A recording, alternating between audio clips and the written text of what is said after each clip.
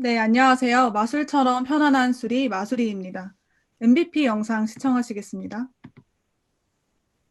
30년간 늘 해왔던 일인데 없어지니 허전합니다.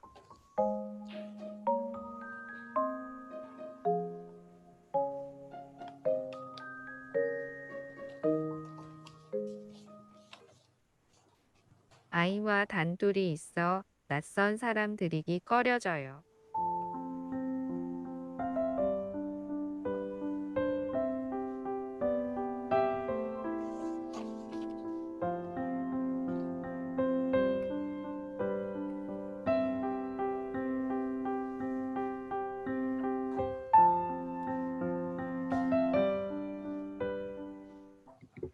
(2018년도) OECD 자료에 따르면 직업교육을 희망하지만 참여하지 못하고 있는 퇴직자의 비율이 700만 명 중 25%입니다.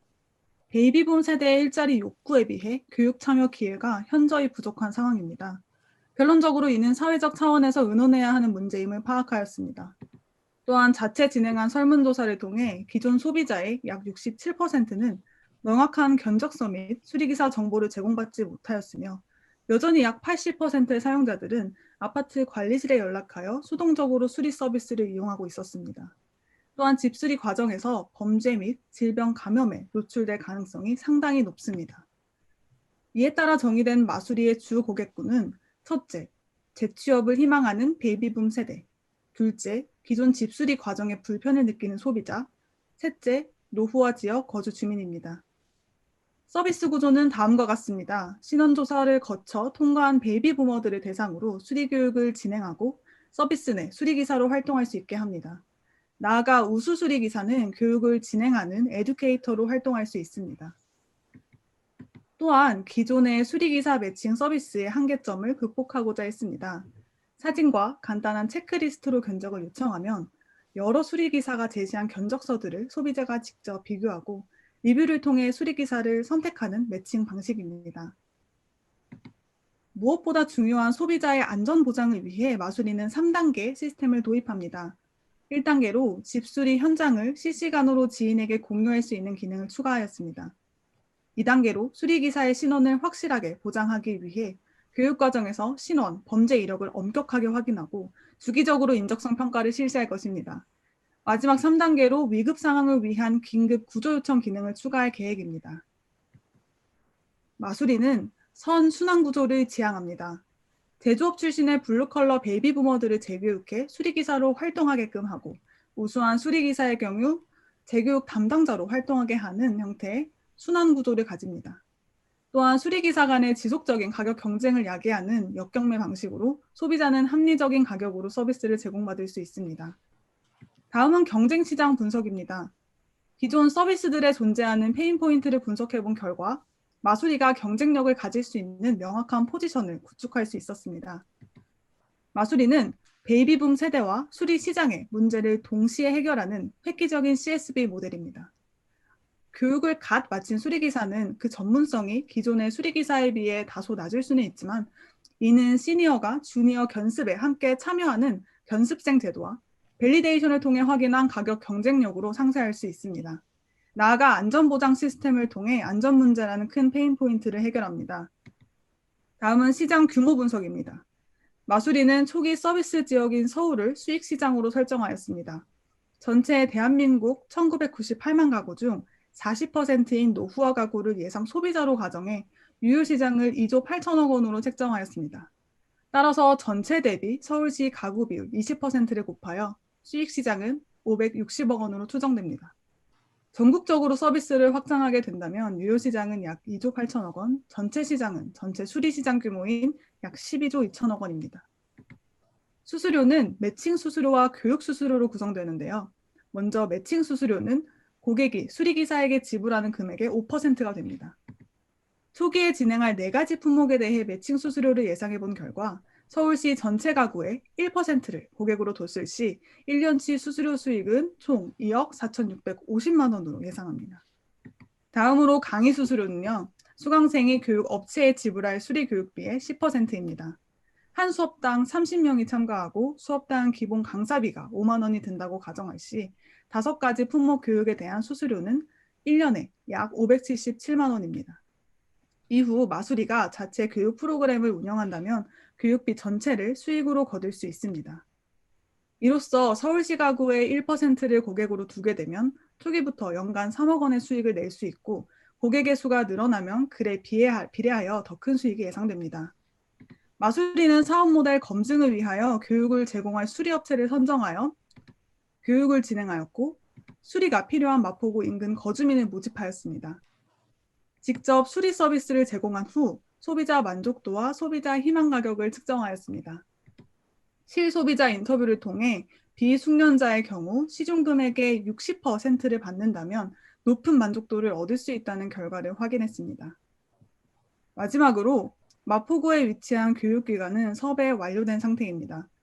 교육시설, 교육기자재를 모두 완비해 놓았고 교육 자격증을 보유한 업체입니다. 향후 자체적인 교육 시스템을 운영할 계획인데요. 서비스 내 수리기사를 주니어, 네, 시니어, 1분 남았습니다. 네, 알겠습니다. 주니어, 시니어, 에듀케이터로 나누어 운영합니다. 숙련된 주니어는 시니어로 성장하는 과정을 거치며 우수한 시니어 수리기사는 재교육 에듀케이터로 활동이 가능한 선순환 교육 제도를 마련하였습니다. 보시는 바와 같이 초기에 다룰 품목에 대한 커리큘럼을 미리 구상해 놓은 상태입니다. 교육생 모집은 재취업 지원기관과 연계하는 방안을 고려 중입니다. 네, 이러한 서비스 누가 생각했을까요? 바로 팀 마수리입니다. IT 연합동아리 멋쟁이 사자처럼에서 만나 실전 스타트업 캡스톤에 참여하여 살아가는 세상에 대해 치열하게 고민하였습니다. 기획과 개발이 모두 가능한 팀원들의 역량을 통해 더 나은 서비스로 세상과 소통하고자 합니다. 이상으로 마술처럼 편안한 수리, 마수리에 대한 발표를 마치겠습니다. 감사합니다. 네, 마수리 팀 발표 잘 들었습니다. 이제 질의응답 시간을 좀 갖겠습니다. 질문이 있으신 분들은 자유롭게 질의응답 해주시면 되겠습니다.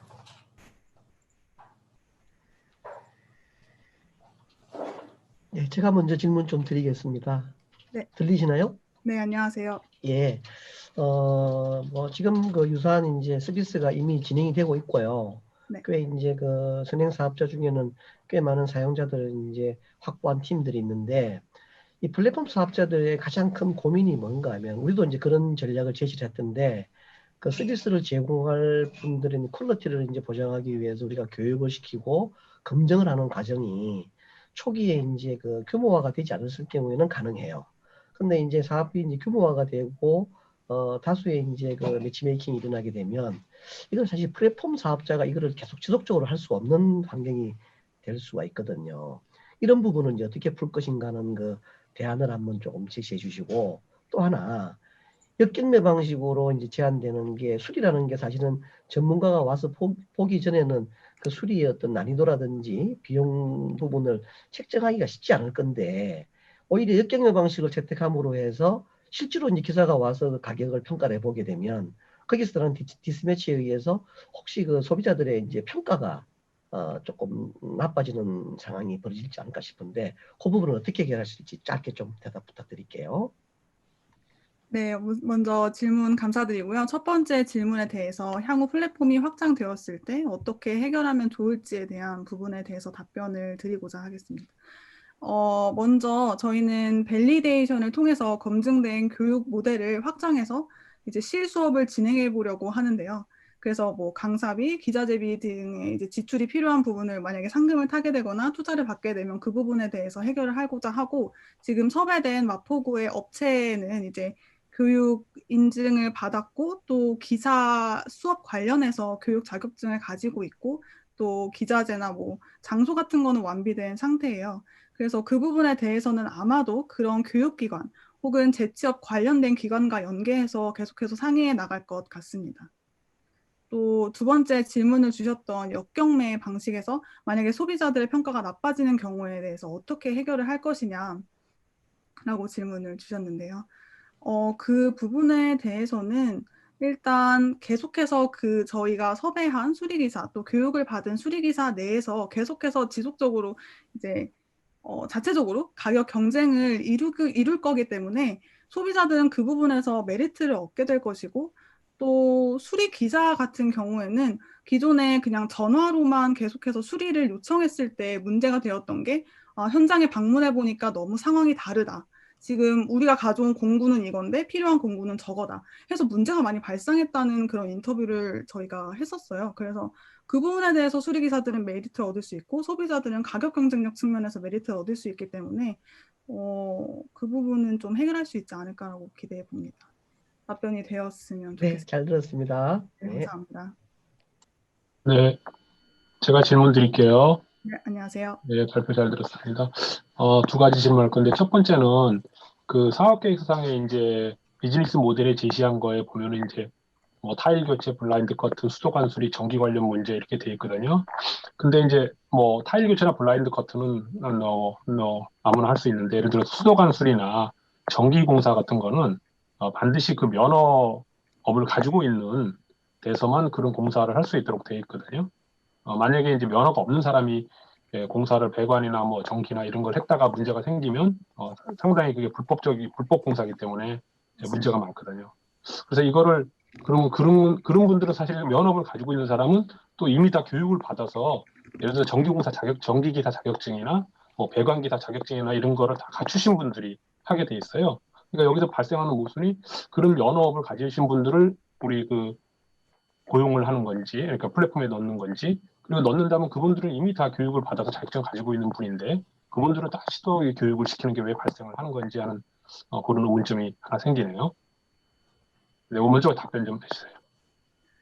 네네. 저희가 가지고 있는 차별화 포인트가 바로 사회적 가치 추구, 베이비 부머들의 재취업, 재교육 부분이라서 이제 저희가 그런 재교육을 통해서 수리기사로 활동을 하고 또 다시 재교육 에듀케이터로 활동을 하는 그런 선순환 구조를 지향하는 플랫폼이긴 하지만 그래서 초반에 저희가 공급자와 수요자 사이의 그 밸런스를 맞추기 위해서 공급자를 어떻게 하면 더 많이 섭외할 수 있을까 고민을 하는 과정에서 또 문제를 겪고 있는 베이비 부머들을 교육을 해서 여기 수리 시장에 함께 하자 이렇게 생각을 해서 시작했던 부분이고요. 그래서 초반에 프로 수준의 참여자들이 많지 않을 거라고 예상을 해서 기획한 교육 서비스이고 당연히 교육뿐만 아니라 그러니까 베이비 부머들, 교육을 받은 베이비 부머들뿐만 아니라 기존의 자격증을 가지고 있고 업체를 운영하고 있는 프로 수준의 저희가 말하는 주니어, 시니어 수준의 수리기사들도 당연히 플랫폼에 참여해서 활동을 하게 될 것입니다. 저희가 오늘 드렸던 발표에서는